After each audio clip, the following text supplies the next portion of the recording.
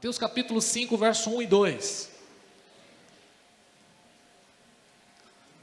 Diz assim: Jesus, vendo a multidão, subiu ao monte e, assentando-se, aproximando-se dele, os seus discípulos. Olha só, por isso que eu quero que os irmãos desçam. Precisa se aproximar. Nós vamos trazer aqui radicalmente esse texto, literalmente, se aproximar.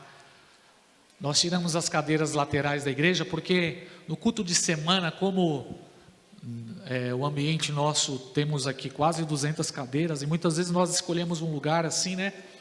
E ficamos ali no cantinho, queremos só ouvir a palavra, mas exercitando esse texto bíblico. A Bíblia diz que quando Jesus viu as multidões, o que ele fez? Ele subiu ao monte e, assentando-se, aproximaram-se dele quem? Os discípulos. Então aqui nós já percebemos uma diferença entre multidão e discípulo. E o verso 2, o que Jesus fez? Quando os discípulos se aproximou, ele o quê? Abriu a boca e começou a ensinar. Então, glória a Deus, vamos estar juntos aqui, meditando no Sermão do Monte. Então, você que está com a sua Bíblia, seu caderno, vamos nos aprofundar agora nessa palavra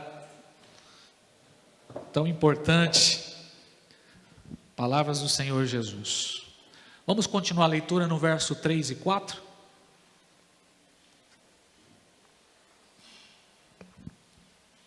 Bem-aventurado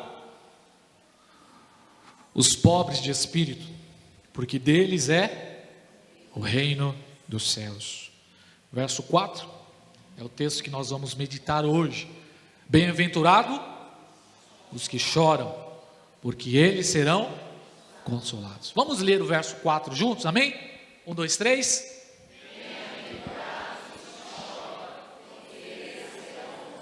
Amém. Feche seus olhos mais uma vez. Pai, diante da sua palavra, nos encontramos nessa noite. Toda a audiência é para o Senhor, toda a nossa atenção é para o Senhor. Não queremos perder um só minuto aqui, Senhor. Queremos fazer valer a pena esta noite. Assim como o Senhor subiu no monte das bem-aventuranças e os seus discípulos se aproximaram, nós queremos nos aproximar nessa noite, com temor, tremor, Senhor, com o nosso coração aberto, queremos nos aproximar. Todo esse silêncio, ó Deus, diz respeito à atenção que queremos dar à sua palavra.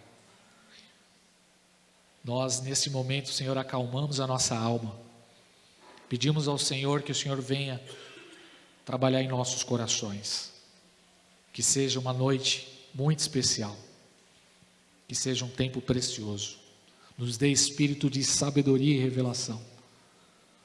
Abre os nossos olhos para que possamos enxergar as maravilhas da sua palavra. Fale conosco nesta noite, em o nome do Senhor Jesus. Amém. Pode olhar para quem está do seu lado e falar: por favor, irmão, não durma.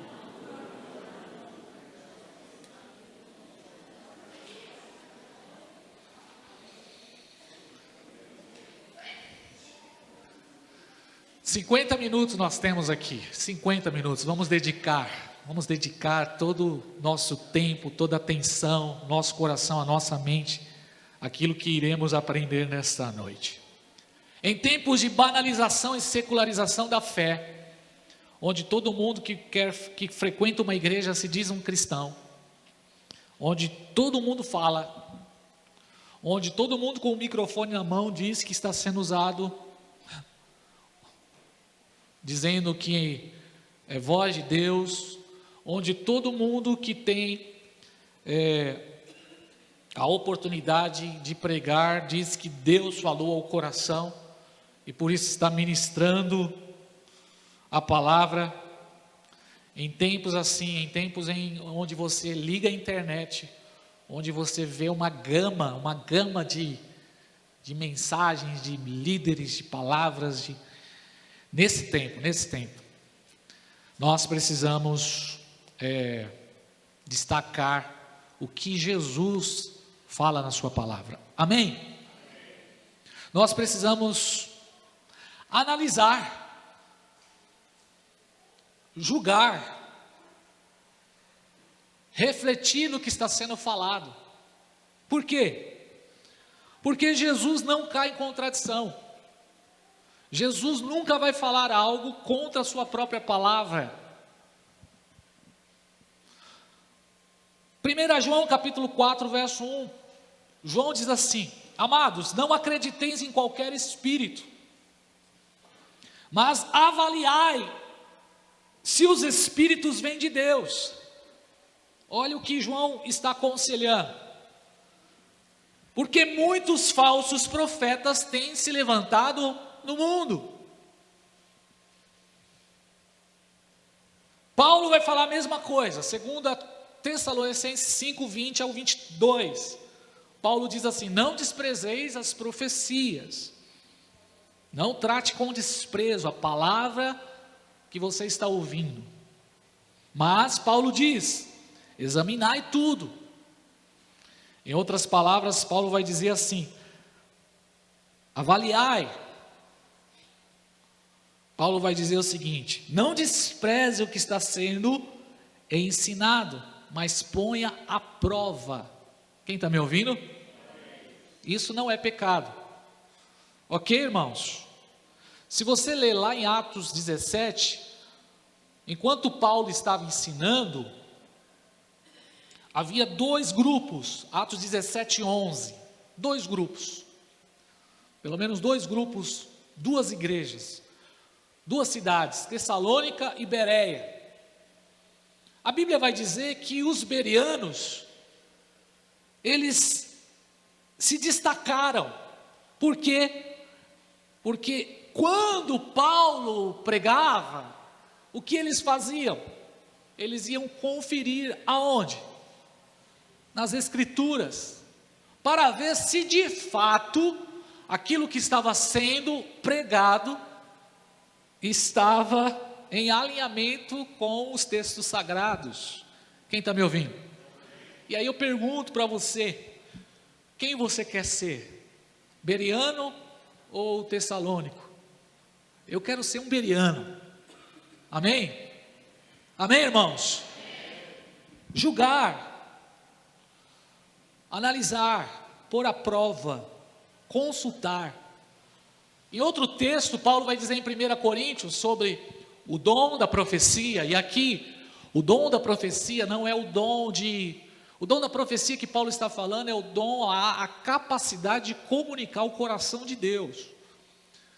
E aí, 1 Coríntios 14, verso 29, Paulo vai falar: falem 2 ou 3 profetas e os outros julguem. Então não é pecado julgar, mas não julgar o profeta, julgar aquilo que ele está ensinando, aquilo que ele está pregando, para colocar à prova se de fato isso que está sendo declarado é palavra de Deus, se o que está sendo anunciado é palavra de Deus.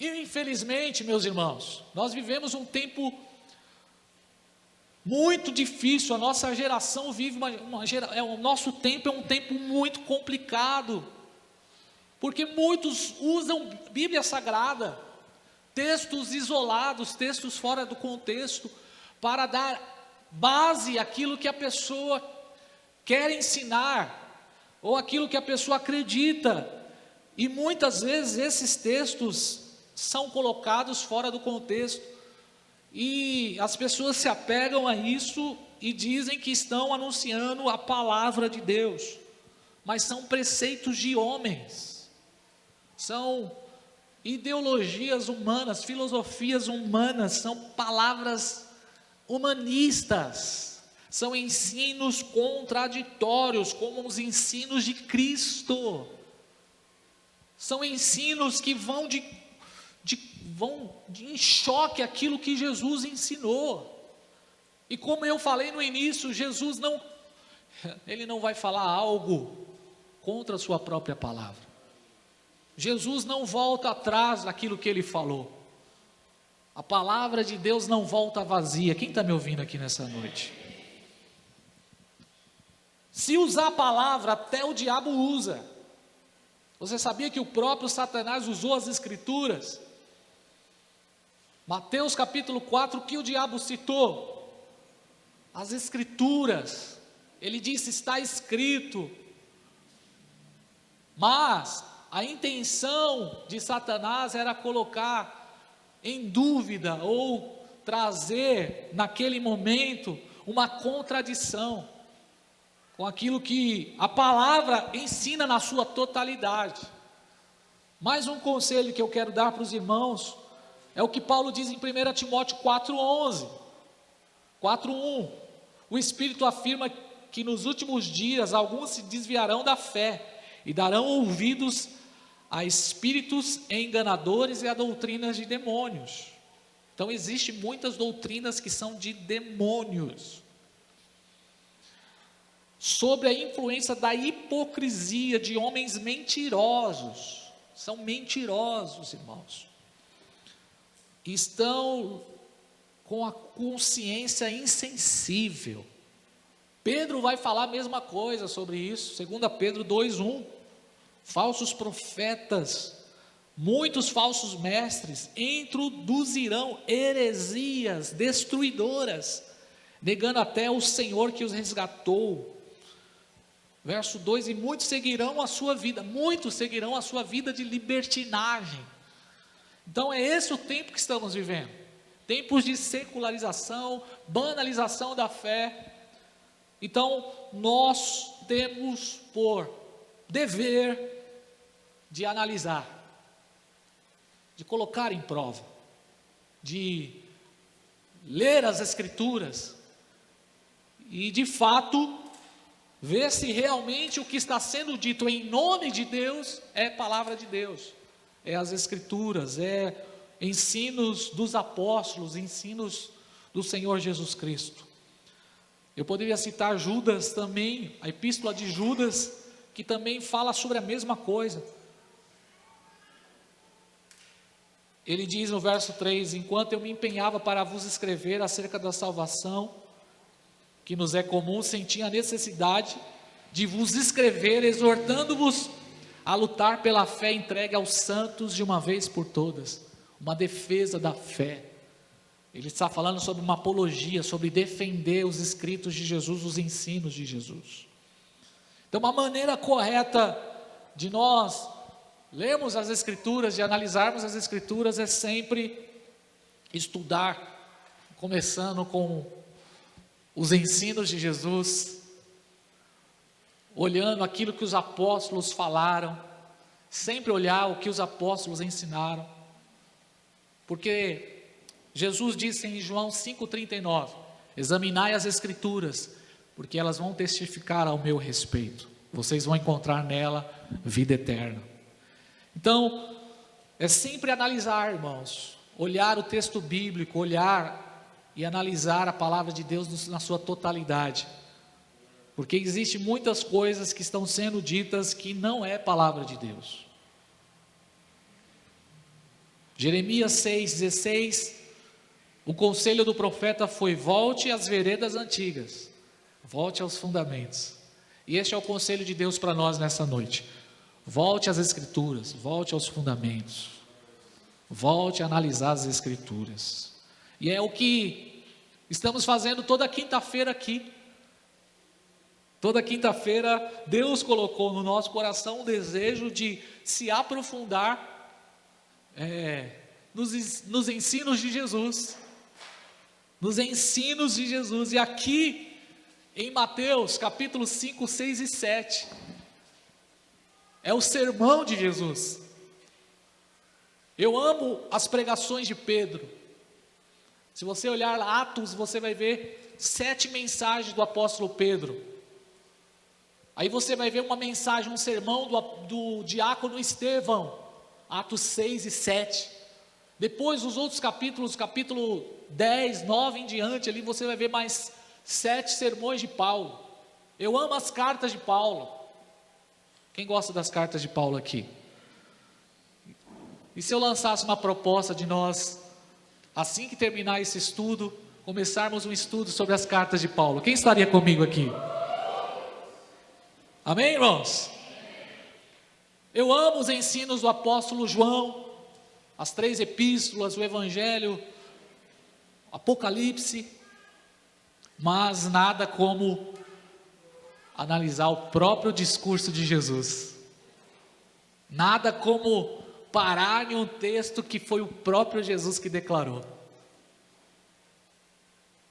Mateus 5, Mateus capítulo 6 e Mateus capítulo 7 é Jesus abrindo o coração.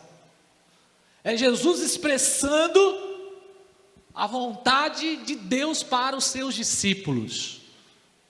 Quem pode falar assim, uau? Aqui nesses capítulos, Jesus está ensinando na prática o que Ele deseja de cada um dos seus seguidores. Então, Jesus vai tratar aqui assuntos práticos.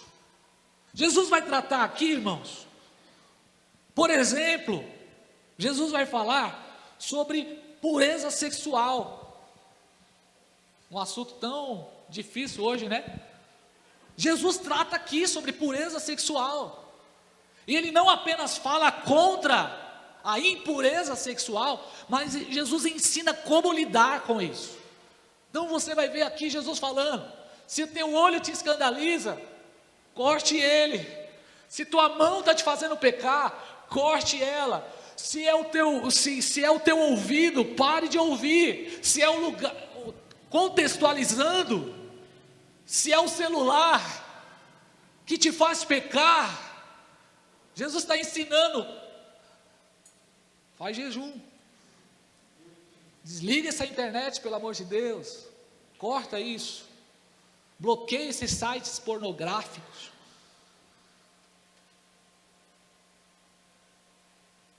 Bloqueia. Olha só, Jesus está ensinando coisas práticas. Jesus ensina aqui, irmãos, como nós devemos lidar com o dinheiro. Eita, se tem uma coisa difícil de lidar hoje é o dinheiro. É ou não é? É ou não é, gente? Tem alguém preocupado com algum boleto aqui? Meu Deus. Os boletos estão vencendo lá? Glória a Deus. Maranata. Maranata, Senhor. Boleto chegou. Maranata. Volte antes do dia 5, Pai. Volte antes da fatura, Senhor, pelo amor de Deus. Jesus vai ensinar aqui como devemos falar, irmãos. Você vai ver Jesus ensinando como devemos falar. Seja o seu falar, seja o seu sim, seja o seu não. Jesus vai falar aqui sobre casamento. Ou seja, coisas práticas. Ele se preocupa com as coisas práticas. Ele quer que os seus discípulos vivam segundo o padrão que Ele estabeleceu, o padrão do reino de Deus. Quem pode dar um glória a Deus aqui nessa noite? Então são coisas práticas que muitas vezes nós achamos que não tem nada a ver. Tem sim. Há uma preocupação de Jesus. Ao pregar esse sermão, há uma preocupação de Jesus.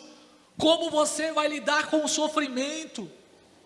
Há uma preocupação de Jesus em que os seus discípulos têm uma vida de ansiedade. Jesus escreve sobre ansiedade. Jesus ensina aqui, meus irmãos, sobre como nós devemos nos comportar diante da tribulação, diante do sofrimento. Jesus nos ensina até como nós devemos andar diante da perseguição. Alguém aqui já foi perseguido por causa de Jesus? Por algum motivo, razão, circunstância, alguém te apedrejou? Alguém lhe recebeu uma pedrada hoje na testa? Não? As coisas estão difíceis para nós, viu, irmão? Nenhuma perseguiçãozinha, nada? No trabalho, nenhum levante? Por conta da fé, não por conta do salário, da fé. Jesus ensina sobre isso aqui no Sermão do Monte. Então estamos diante de um texto muito importante para a igreja, um texto importante para nós, discípulos de Jesus. Ele está revelando a sua vontade. Quantos querem cumprir a vontade de Deus aqui? Dá um glória a Deus nessa noite, por favor. Então o Sermão do Monte é sobre a vontade de Deus. Veja comigo o verso 48, Mateus 5,48, e vamos ver e entender. Se eu fosse resumir o Sermão do Monte em um verso só, esse seria o resumo da vontade de Deus para nós, para os seus discípulos. Se você está sem a Bíblia, quiser ler aqui comigo, 1, 2, 3. Sede, pois.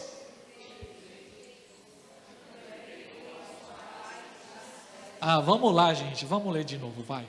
1, 2, 3.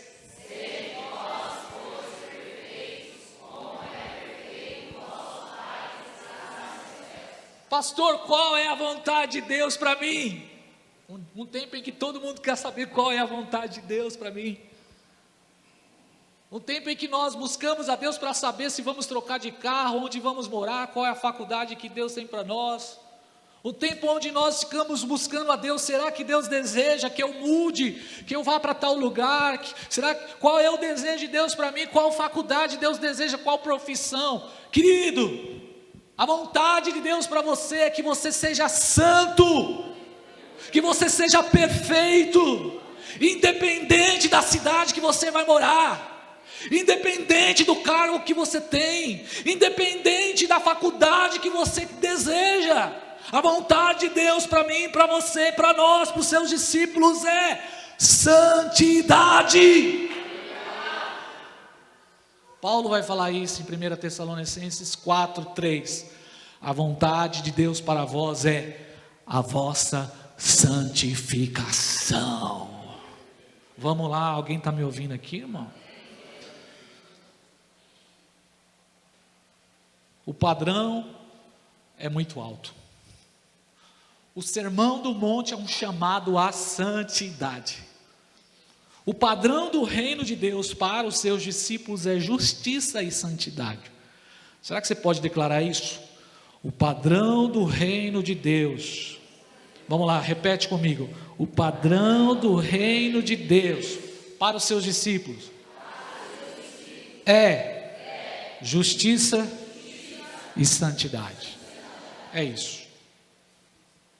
Sempre buscamos a vontade de Deus voltada às coisas particulares. Não tem problema nisso.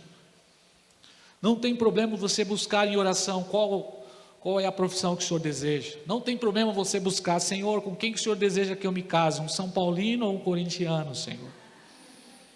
Eu garanto, se você casar com corintiano, você vai ter problema. Onde vou atuar na igreja, Pai? Coisas que sempre oramos. Mas a vontade de Deus, aprimore, em primeira instância, a vontade de Deus é, seja santo. Ele quer santificação. Qual é o seu sonho? Se eu perguntasse para você, qual é o seu sonho para os próximos anos?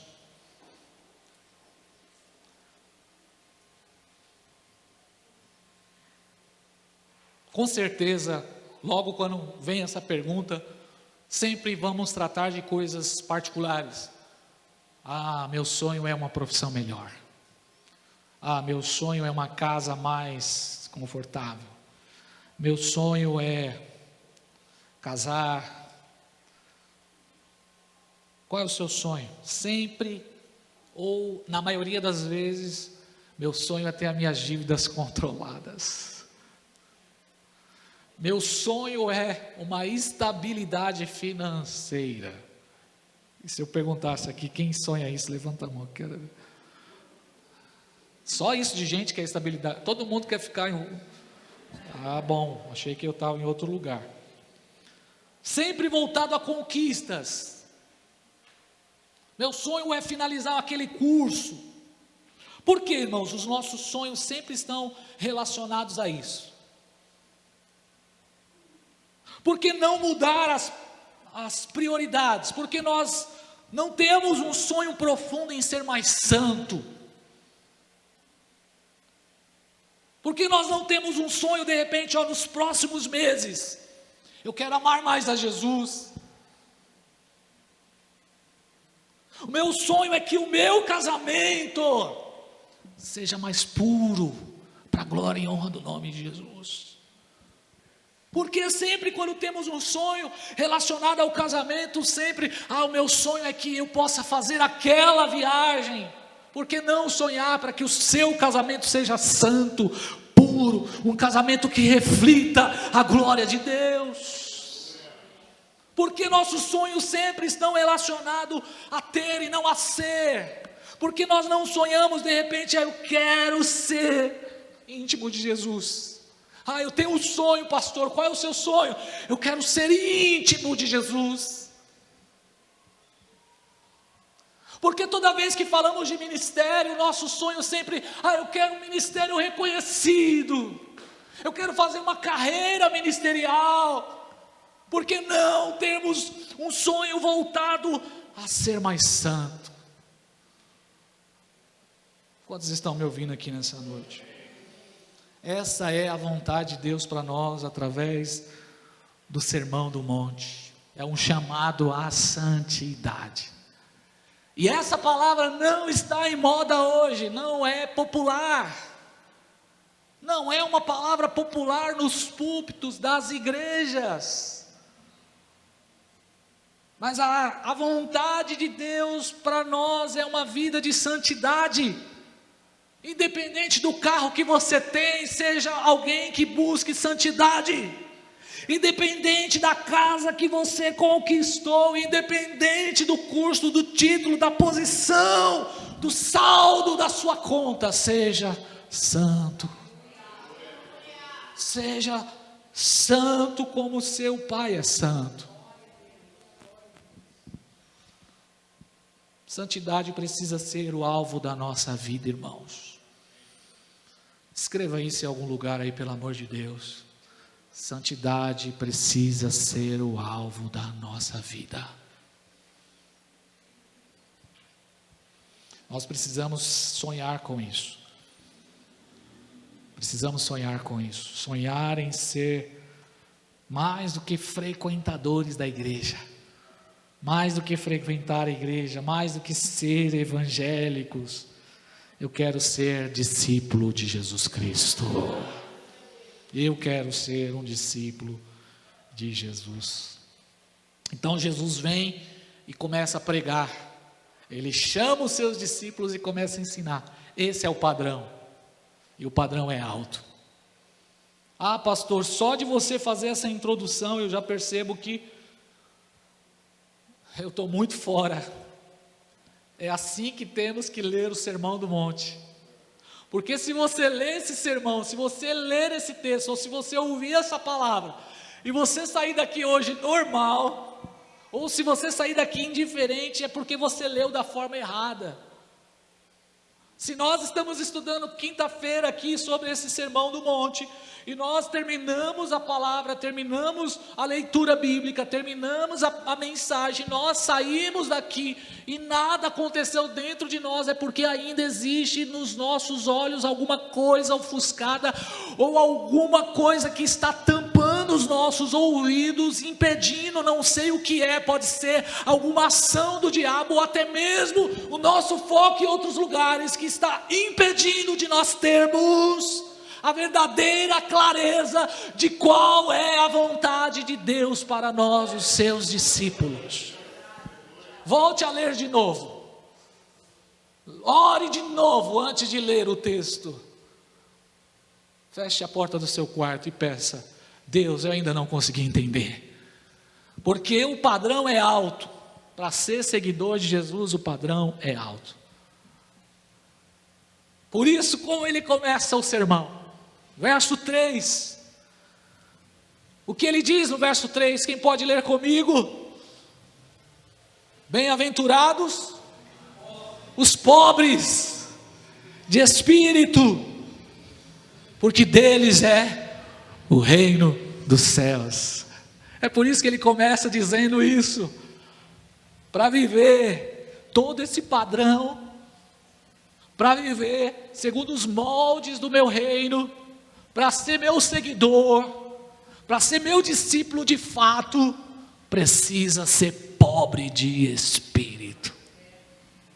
Precisa ser pobre de espírito.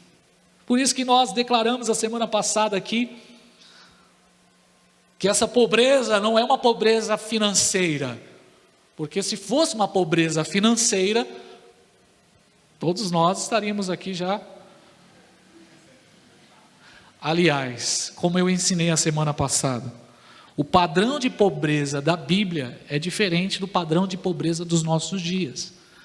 Se você tem mais do que um tênis no seu guarda-roupa, se você tem a sua geladeira cheia de alimentos, você todo mês pode comprar, se você tem um teto, se você toma banho quente, se você come comida fresca, se tem pão todo dia na sua casa, se você consegue pagar as suas contas e ainda comer uma pizza, você é muito rico. Muito rico, meu amigo. Você não sabe o que é pobreza. Não. Se você ainda comeu... Quem comeu chocolate essa semana aqui? Deixa eu ver. Eita, quantas pessoas prósperas aqui. Quantos comeram fora esse mês? Levanta a mão que eu quero ver. Levanta a mão alta, Maico. Maico levantou a mão. Você é muito rico, cara. Não é pobreza financeira. Também não é pobreza no sentido de desleixo com a vida de oração, com leitura da palavra. Eu sou pobrezinho espiritualmente, eu não sei orar. Não, isso é relaxo. É relaxo. Nós temos que mudar isso. Não diz respeito a relaxo na vida de oração, não. Seja rico da palavra. Colossenses diz: habite ricamente a palavra de Deus em vossos corações. Seja rico no amor, seja rico de graça de Deus, seja cheio do Espírito Santo. Não é pobreza no sentido de complexo de inferioridade, não é esse tipo, mas a pobreza aqui é uma pobreza extrema, necessidade de Deus, totalmente dependente de Deus. É olhar e dizer assim: não tem mais volta, Jesus, não tenho para onde ir.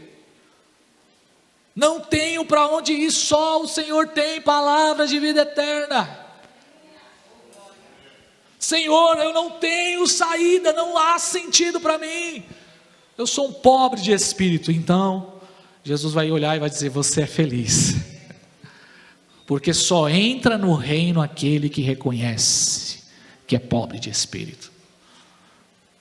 Por isso que ele começa falando sobre ser pobre de espírito. Pobreza extrema no que diz respeito à nossa necessidade de Deus. E tudo que temos não é mérito nenhum, é graça, é favor de Deus. É favor de Deus. É ansiar a presença de Deus, como Davi dizendo: como a corça suspira pelas águas, assim a minha alma tem sede de ti. É orar como o publicano: Senhor, eu sou pecador, tenha misericórdia de mim. É orar como Paulo orou: Senhor, eu sou miserável homem, não há esperança para mim, não tem jeito para mim, não tem saída para mim. Eu sou um pecador, miserável, pobre, preciso do teu favor, Jesus. Preciso. Se o Senhor não me tirar dessa lama, se o Senhor não me arrancar daqui, Senhor, eu não conseguirei sair. Eu não conseguirei, eu não posso sair daqui. Eu sou uma ovelha cega, eu sou uma ovelha limitada, eu sou alguém que não consigo vencer os meus próprios desejos, Senhor. Bem-aventurados sois vós, pobres de espírito. Autoarrogância não combina. Prepotência Não combina. Orgulho. Orgulho é a fonte de todos os outros pecados.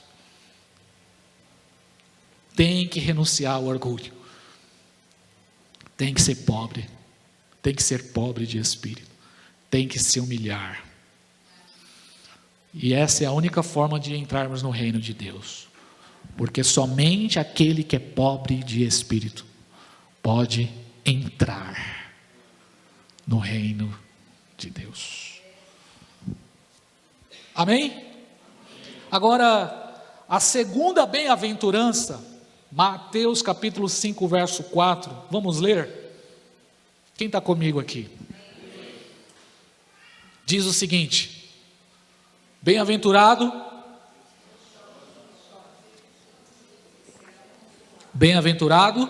os que choram, porque eles serão consolados.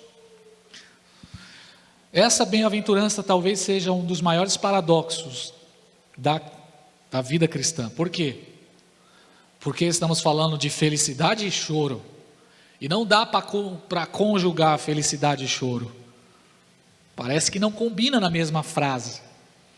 Em tempos onde nós vivemos uma geração onde existe toda uma estrutura para nos satisfazer, para gerar prazer, para gerar satisfação, felicidade, com entretenimento, com lazer, com diversão, com tantas coisas que vem, essa loucura por prazer, essa loucura em tempos onde se oferece uma gama de oportunidades para desfrutar de satisfação e felicidade, a palavra choro não encaixa. Toda vez que nós estamos diante de uma situação que nos leva a chorar, nós sempre procuramos o quê? Eu preciso me aliviar disso, eu vou para algum lugar. No mundo, o cara do mundo, ele ia para o bar, é ou não é? Ele ia tomar umas, ia jogar sinuca, para relaxar um pouco. Ia para sei lá para onde ia. O cristão vai para a Netflix, vai para uma série, ou fica na rede social. Eu tô triste com uma situação e eu preciso dar uma... o cristão fica olhando os vídeos dos crentes aí, aqueles vídeos engraçados, dos irmãos que ficam no altar da igreja, aí a gente dá risada, porque a gente quer dar uma relaxada. Quem gosta de relaxar aqui? Quem gosta de relaxar aqui, gente? Pensei que eu estou pregando gente normal aqui. Mas a palavra choro não combina com felicidade. Combina? A palavra choro combina com felicidade, irmãos?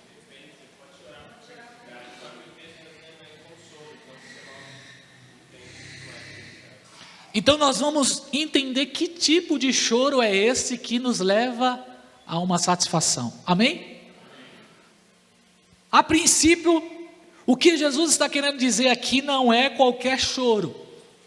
Jesus não está querendo dizer assim: felizes são os que choram por qualquer tipo de choro ou por qualquer circunstância. Não é isso.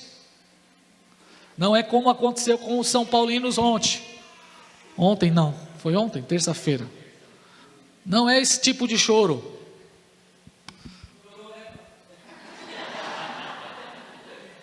Vamos ver quarta-feira que vem, né? Terça-feira que vem, né? Esse tipo de choro não é esse choro. Precisa ficar claro aqui, não é chorar por chorar. Ok, gente? Existem muitos motivos para a gente chorar hoje. Os São Paulinos têm muitos também, né? Alguém já chorou por saudade de alguém aqui? Choro de saudade. O choro do luto. É difícil ou não é? Só quem perdeu sabe como é difícil. É um choro inevitável. É uma angústia. Choro por dor física. Alguém já chorou por uma dor física? Uma dor muito forte mesmo, que te levou a chorar? Alguém? Principalmente quando a gente é criança, né?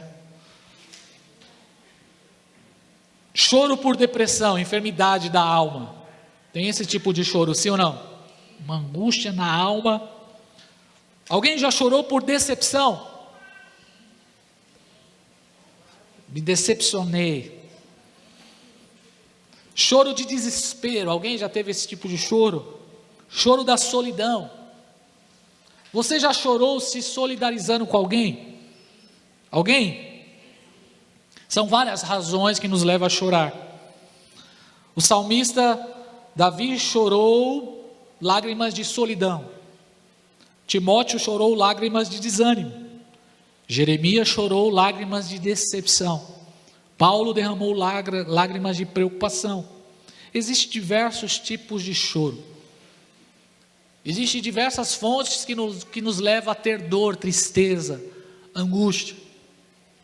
Paulo vai falar sobre 2 tipos de tristeza. Quem está comigo? 2 Coríntios 7:10. A tristeza segundo a vontade de Deus produz arrependimento, que conduz à salvação. Mas a tristeza do mundo traz a morte. Então não é qualquer tipo de tristeza que leva ao consolo. Não é qualquer tipo de tristeza que te faz ser alguém bem-aventurado. É uma tristeza específica. É um tipo de tristeza que Jesus está falando aqui. Não é um choro carnal,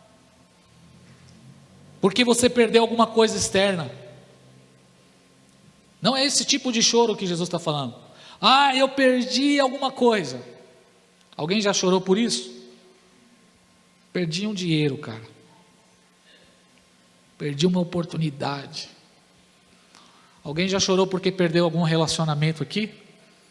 Não precisa levantar a mão não, para não se expor. Alguém já chorou por uma perda material?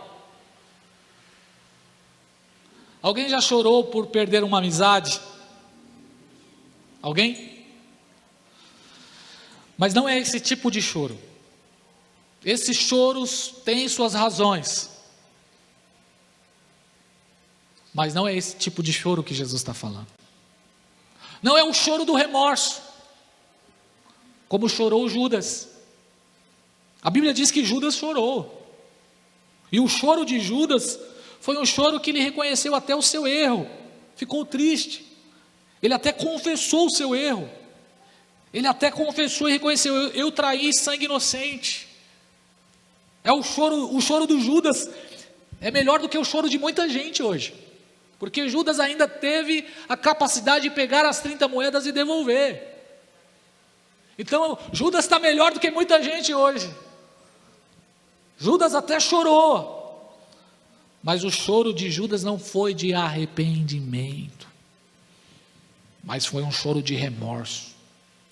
Não é o choro do remorso que Jesus está falando aqui. Não é o choro por medo da consequência.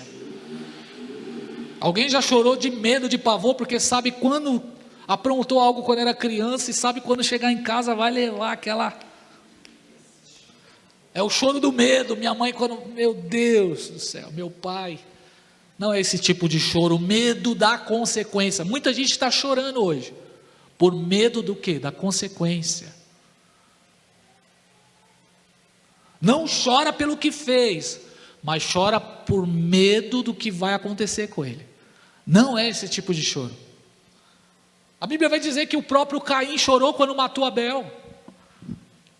Mas o choro de Caim foi um choro, a reação de Caim foi porque quando Deus puniu ele, ele falou: meu Deus, a minha punição é muito grande. Então ele chorou: eu não vou aguentar. Então ele chora, mas o choro de Caim é um choro de consequência. É o ladrão que foi roubar, e aí o que acontece com ele? Ele é pego. Então ele chora. Mas ele não chora pelo que ele fez, ele chora porque vai ficar preso. Não é esse tipo de choro não tem consolo. Não é esse tipo de choro por conta do castigo, porque vai ficar na cadeia. O choro por medo da consequência, vou perder isso, então começa a chorar. Vou perder meu cargo, vou perder minha empresa. Aí o medo pela perda faz chorar. Mas esse choro não gerará consolo. Não é um choro teatral. Alguém conhece alguém que sabe chorar, irmão? É um ator. Somente vendedor aqui, né, gente? Vendedor sabe chorar, gente. Precisa chorar, né? Não é o choro, aquele choro dos fariseus, de Mateus 6,16, quando eles começam a chorar, mostrando que estavam jejuando. Sabe aquela aparência de espiritualidade? Então eu preciso mostrar para todo mundo que eu estou chorando na presença de Deus. E a pessoa começa a chorar. É o choro de Acabe. Acabe também chorou. E até rasgou as suas vestes. Mas o choro de Acabe foi um choro com os olhos, mas não com o coração. Qual é o choro que Jesus está falando aqui? Que tipo de choro é esse, pastor? Por isso nós precisamos nos aprofundar no texto. Porque se passássemos apenas nessa bem-aventurança e não analisarmos com profundidade, então teríamos motivos para dizer que Deus é injusto, para dizer que Deus não está me consolando. Eu fui na casa de Deus, eu estou passando uma situação, eu perdi, eu estou chorando e nada mudou. Quem está entendendo? Talvez essa seja a frustração de muitos hoje, porque até está chorando, até vem diante de Deus com choro, porém, não está recebendo consolo, porque está chorando, não o choro que Deus deseja, não o choro que produz salvação, produz fruto, mas está chorando, porque perdeu alguma coisa. Está chorando porque não foi bem sucedido. Está se lamentando, está triste, está arrasado. Aí você pergunta, por quê? Não consegui viajar.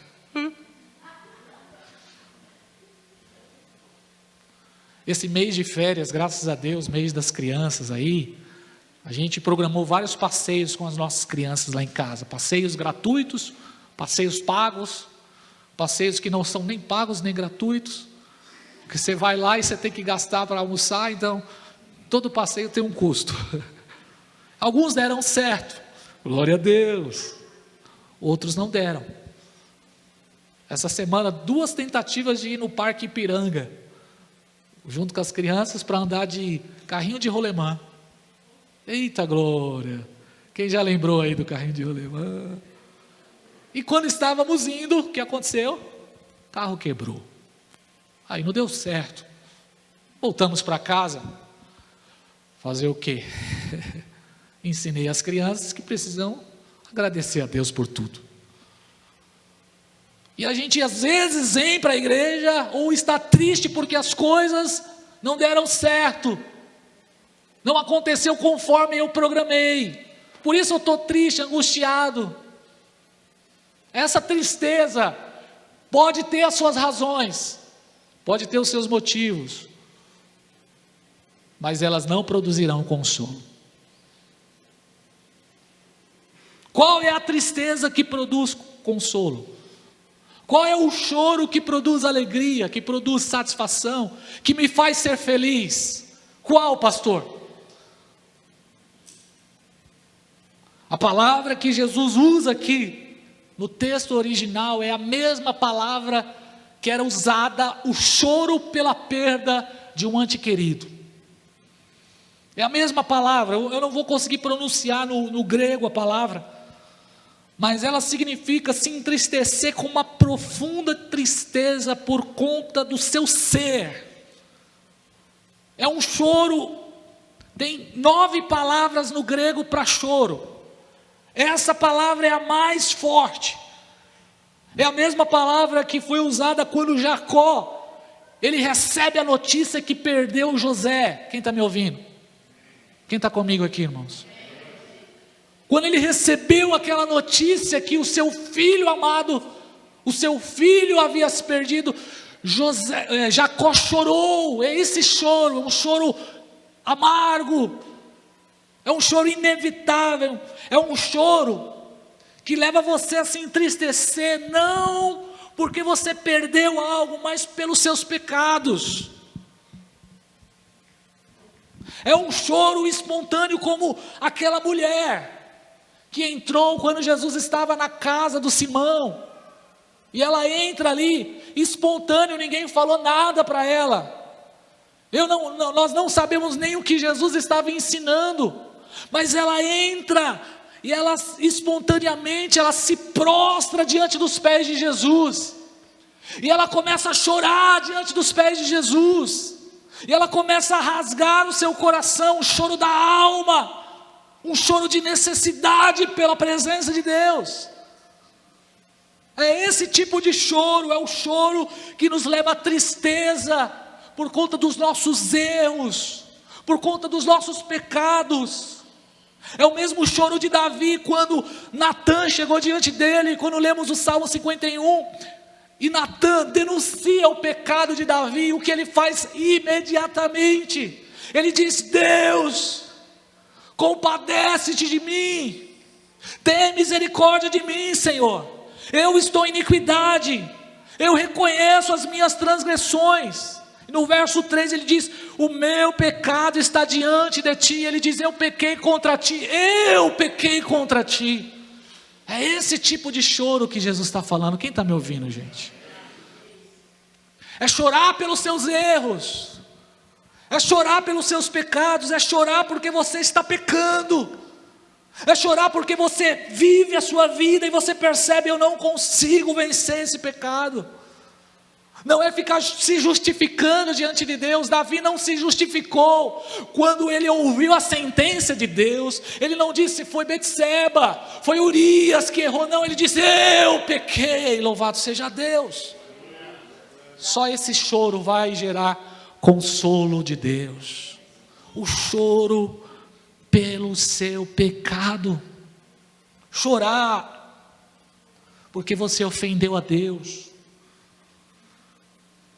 A gente não chora mais, não há mais lágrimas nos nossos olhos. Ofendemos a santidade de Deus e continuamos tocando a vida. Deus é um Deus tão santo. E deixa eu te dizer, o pecado é horrível.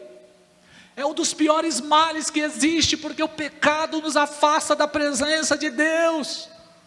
É por isso que Davi chorou dizendo: Senhor, não retires de mim o teu espírito. É esse tipo de choro. É se humilhar porque você negou a Jesus. Como Pedro chorou amargamente, no mesmo dia, horas antes, estava junto com seus amigos e ele disse: eu serei fiel a ele, eu estou com ele, vocês eu não sei, mas eu me garanto.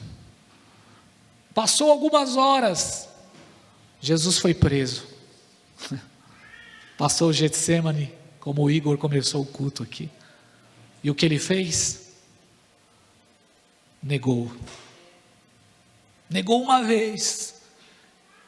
Negou pela segunda vez. Na terceira vez, o texto bíblico diz que ele caiu em si. É esse choro. E ele chorou amargamente. Eu ofendi a santidade de Deus. Eu pergunto para você: qual foi a última vez que você chorou pelo seu pecado? Porque eu fiz essa pergunta para mim. Qual é a última vez que você chorou porque você está ferindo a santidade de Deus? Qual é a última vez que você chorou? Um choro de morte. Assim como Jesus chorou ali no Getsemane, porque ele sabia que o que iria acontecer com ele, quem está me ouvindo aqui, iria privar ele da comunhão do Pai, iria tirar Jesus, desconectá-lo da comunhão com o Pai. Qual é a última vez que eu e você, nós oramos dessa forma? E choramos dessa forma? É esse convite que Jesus está fazendo para nós aqui no Sermão do Monte. Bem-aventurado os que choram, porque eles serão consolados. Qual foi a última vez que você chorou porque você maltratou alguém?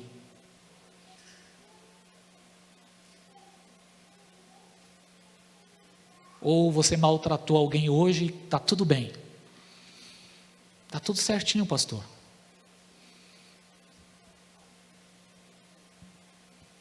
Se ofendeu um irmão teu, você chorou porque você falou mal de um santo servo de Deus. Qual foi a última vez que isso gerou em você tristeza?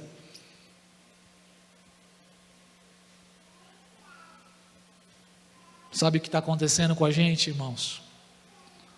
Esse tempo está nos deixando insensíveis, anestesiados no que diz respeito ao pecado. E não é porque nós não estamos pecando, é porque nós estamos tratando o pecado de qualquer jeito. Quem está me ouvindo aqui nessa noite? A gente está mentindo de boa, irmão. A gente mente com a cara lavada. É ou não é? A gente não tem mais dor na consciência. Não tem aquela dor, não tem aquele frio no coração. Sabe aquela dor que vem quando você sabe, eu fiz algo que não agrada a Deus. Não, a gente está trabalhando como ímpio. E estamos trabalhando numa boa, gente.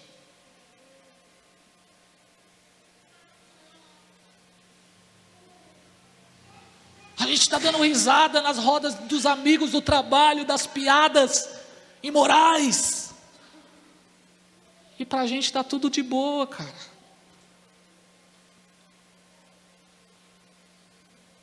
A gente fala palavrão normal, cara. A gente se veste com roupa imoral.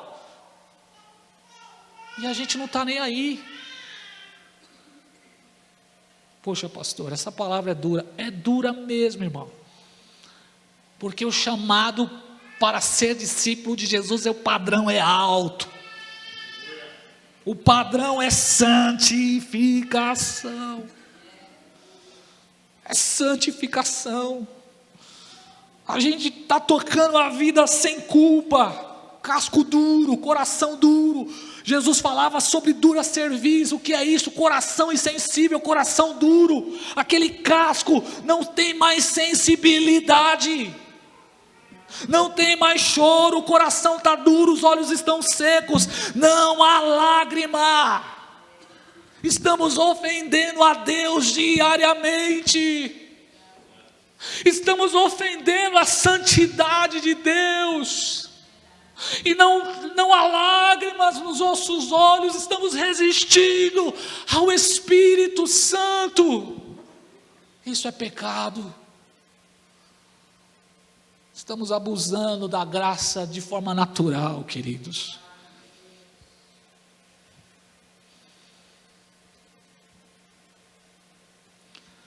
Nós agimos com ingratidão o tempo todo, porque o próprio Deus ofereceu o seu Filho por conta dos nossos pecados. Deus enviou Jesus para morrer. Jesus veio para morrer pelo quê? Igreja, pelos nossos pecados. Para quê? Para que continuamos vivendo em pecado, sem lutar contra o pecado, ou pecar por naturalidade. Bem-aventurados que choram, porque estes serão consolados. Pior do que o pecado dos demônios, os demônios pecam, mas existe um pecado pior do que o pecado dos demônios, é o pecado da ingratidão ao amor de Deus. Sabe por quê? Porque os demônios, os anjos caídos, eles não foram alvos da graça de Deus, não teve graça para nenhum deles. Imediatamente quando eles caíram, imediatamente quando eles feriram a santidade de Deus, imediatamente sentença sobre o pecado, caíram, afastados eternamente da presença e da comunhão do Pai, do seu Criador. Eles pecaram e não houve graça para eles, mas para mim e para você tem graça. Houve graça para nós. Mas quando nós ferimos, quando nós somos ingratos ao amor de Deus, nós estamos pecando um pecado pior do que os dos demônios. Nós temos graça todo dia ao nosso favor, e a gente ainda está agindo casca dura, dura cerviz, pecamos contra aquele que morreu por nós, pecamos contra aquele que habita em nós. Pare para pensar, o Espírito Santo habita em nós, Ele habita em nós. Nós choramos e lamentamos por várias coisas. Lamentamos por tempos difíceis, lamentamos por perdas materiais, ficamos tristes por não ter conseguido alcançar nossos objetivos. Isso nos tira, muitas vezes, a alegria, o vigor, a vontade de servir a Deus, de vir à casa de Deus. Nós choramos porque não conseguimos conquistar. A igreja brasileira está chorando porque não está conseguindo conquistar, enquanto que a igreja perseguida está chorando porque não tem liberdade para pregar o Evangelho. A gente está chorando porque o irmão conseguiu trocar de carro e eu não. A gente está chorando porque não conseguiu promoção no trabalho. A gente está chorando porque a gente olha para a vida A, a vida B, a gente olha para o Instagram e a gente acha, aquela pessoa é mais abençoada. Não é esse choro que Deus está nos convidando. O chamado de Deus para essa noite, para mim e para você, é chorar pelos nossos pecados, pelos nossos próprios pecados. Chore pelos seus próprios pecados. Sabe? Você olhar e dizer, Deus, de novo eu caí. Senhor, de novo, feri tua santidade de novo, Senhor.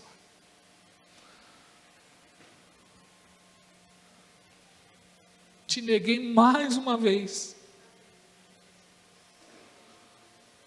Mais uma vez, eu havia feito um acordo contigo no meu quarto. Eu havia feito um acordo contigo que eu iria agir dessa forma, mas de novo, Senhor, eu estou caindo nesse pecado. Prepotente, orgulhoso, ambicioso, me sinto superior às pessoas, me sinto melhor que os meus irmãos. De novo, Jesus, de novo eu estou falando mal de quem não é para falar, de novo eu estou abrindo a minha boca de forma precipitada, de novo eu estou prometendo e não estou cumprindo. É esse tipo de choro que agrada ao Senhor.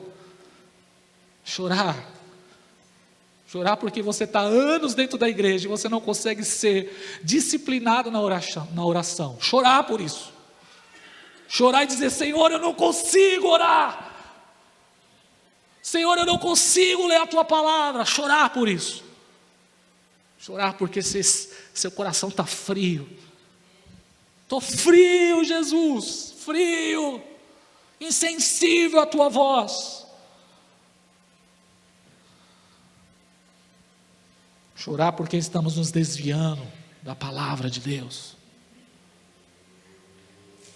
O pecado é um veneno que o diabo colocou dentro de nós. Chorar até que esse veneno seja arrancado de nós. Pedro olha para Ananias e Safira e diz assim: Ananias, como você deixou Satanás encher seu coração de mentira, você está mentindo ao Espírito Santo. Chorar porque estamos pecando.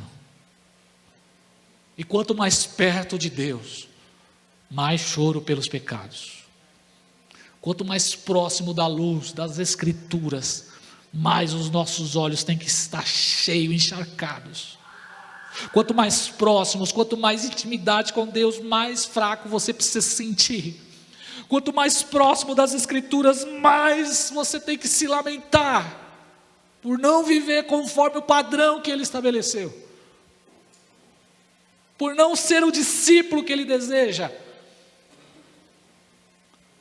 Essa noite, a sentença de Deus para nós: falta lágrimas nos nossos olhos, falta lágrima. Chorar pedindo a Deus: Deus, nos dê o dom das lágrimas, nos dê o dom das lágrimas, Senhor, até derreter nosso coração. Pior que não chorar pelos pecados é se alegrar pelo pecado. Olha para as ruas. Pior do que não chorar pelos pecados é ainda pecar e ter prazer no pecado. Isso é horrível. Sim ou não? Encher os bares de pessoas louvando o pecado, se alegrando pela impureza sexual, se sentindo poderoso porque catou 4, 5, 6, 7,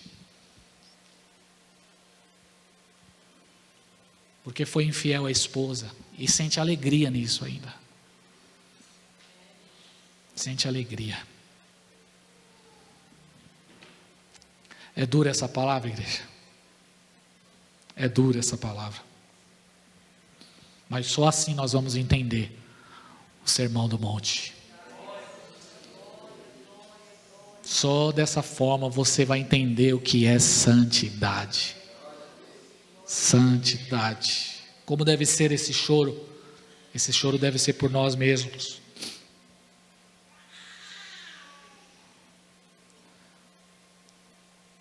Devemos também chorar não por nós apenas, mas também pelos pecados dos nossos familiares, da nossa igreja, dos líderes. Chorar. A gente acusa, a gente aponta, mas a gente não chora por eles. Chorar pelos nossos familiares, porque estão longe de Deus. Estão cegos. Então devemos chorar. Que Deus nos batize com choro de compaixão pelos nossos familiares. Estão longe de Deus, irmão. Você parou para pensar que se eles morrerem hoje, eles vão para o inferno? Você parou para pensar isso? Você parou para pensar que se sua mãe morrer do jeito que ela está, ela vai chorar eternamente, um choro de ranger dentes no inferno, e ali não tem consolo, ali o juízo é eterno? Parou para pensar?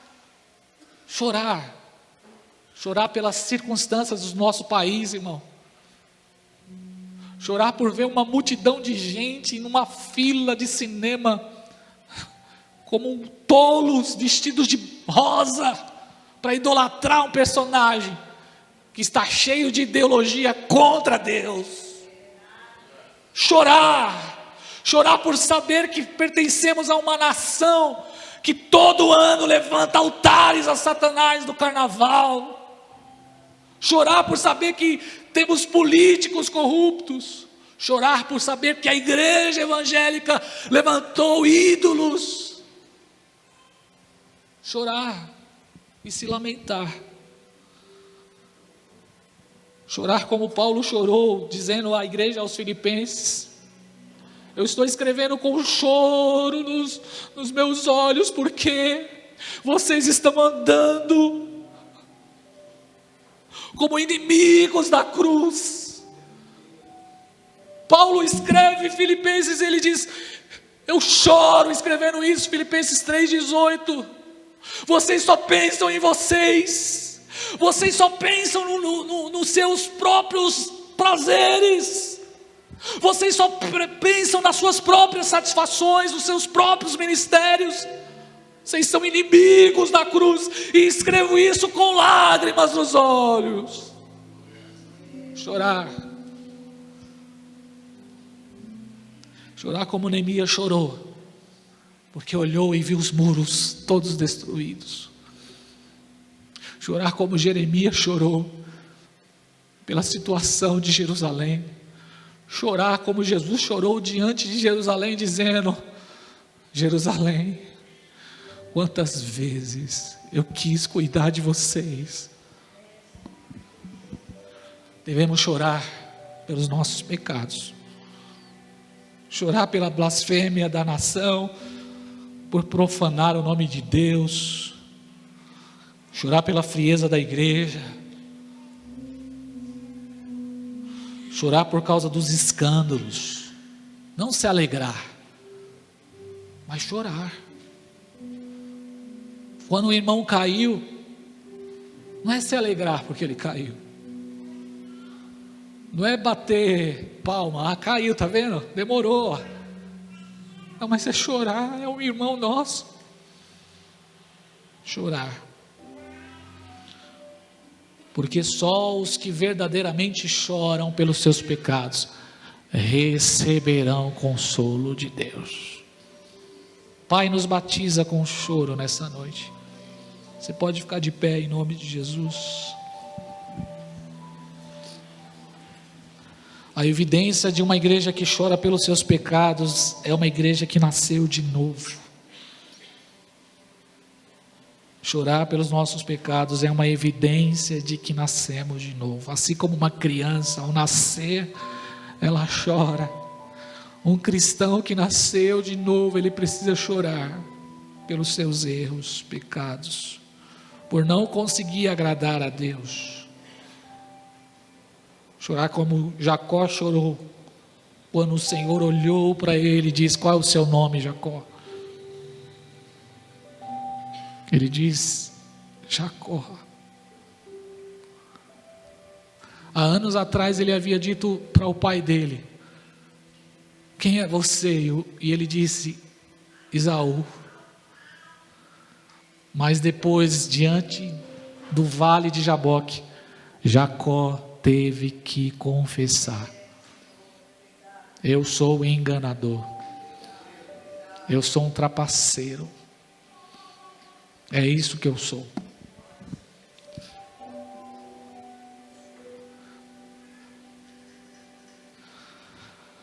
Assim terminamos este culto hoje, Jesus.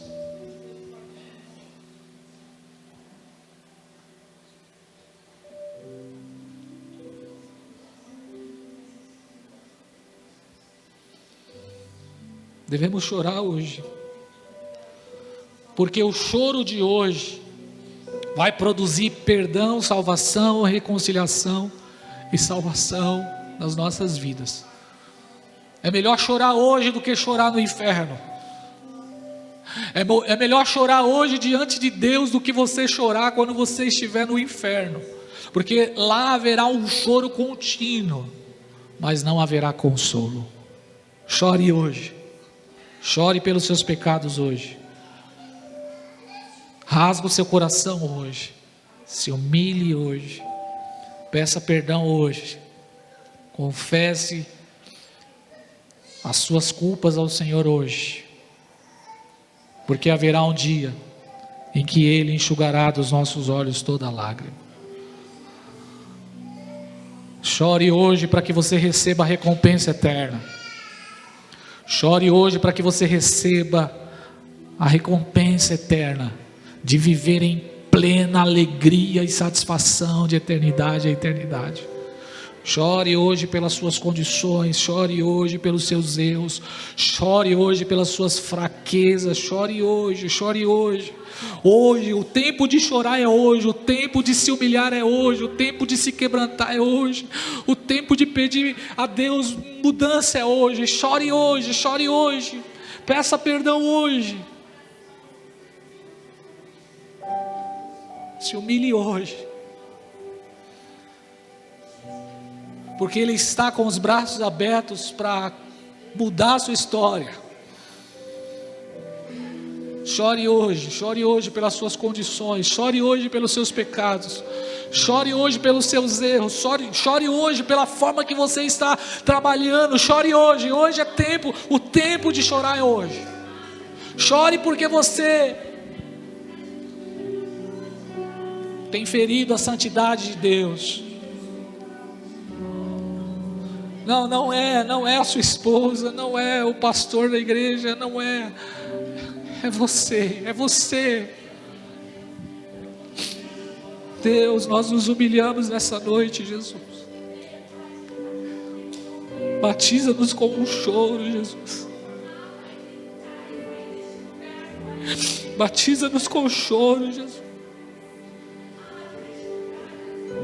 Por ferir a sua santidade, Jesus. Batiza-nos com dons de lágrimas. Nos dê o dom das lágrimas, Jesus.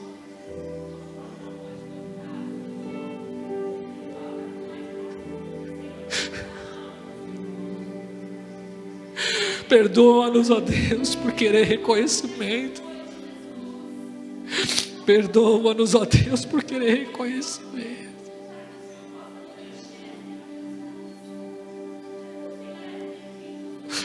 Perdoa-nos por tanta insensibilidade, Jesus.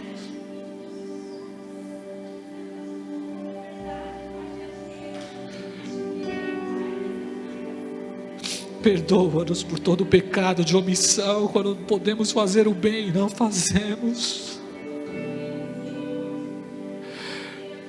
Perdoa-nos, Jesus. Ajuda-nos,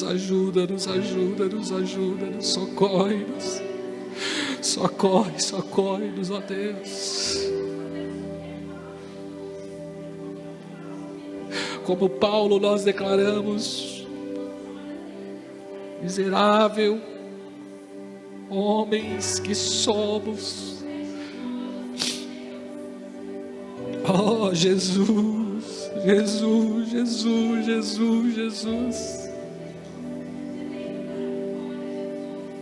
Não sou melhor do que os meus irmãos por estar com o microfone na mão, Jesus.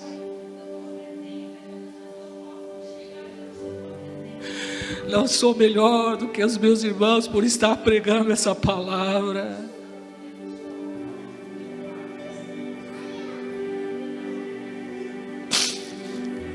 Eu sou carente da tua misericórdia, Jesus.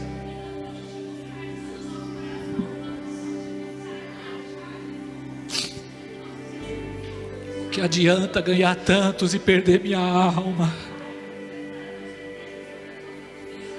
O que adianta ouvir elogios das pessoas e não agradar o seu coração, Jesus? O que adianta, Jesus, ser reconhecido entre os homens e não conhecer o Senhor? O que adianta ter bens materiais se não ter comunhão contigo, Jesus? O que adianta status, Jesus? O que adianta vir à igreja, Jesus, e não ter, Senhor, arrependimento genuíno?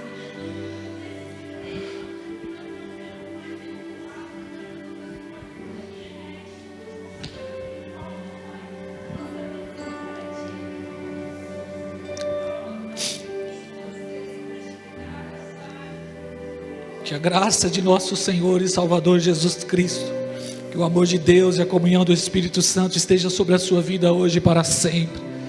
Deus te abençoe em nome do Senhor. Deus abençoe a sua vida poderosamente. Se você sente necessidade de ficar mais um pouco diante da presença de Deus, você tem liberdade. Se você tem um compromisso, se você mora longe, se você vai acordar cedo e você precisa ir embora, vai debaixo da paz, vai debaixo da graça do Senhor. Que essa palavra esteja sobre você, no nome de Jesus Cristo. Deus abençoe você, Deus abençoe sua família, Deus abençoe sua graça, a sua casa, Deus abençoe poderosamente a sua vida. Que você possa viver uma sexta-feira em comunhão com o Espírito Santo. Que o seu final de semana seja um final de semana abençoado, no nome precioso de Jesus. Esse é o desejo no meu coração para a sua vida. Esse é o desejo do meu coração para você. Vai debaixo da paz, debaixo da graça, vai debaixo da unção do Espírito Santo, vai debaixo da presença de Deus, e que você seja um discípulo de Jesus. Por onde você passar, você seja sal da terra, luz do mundo, no nome de Jesus. Amém. E graças a Deus. Louvado seja o seu nome, Jesus. Senhor.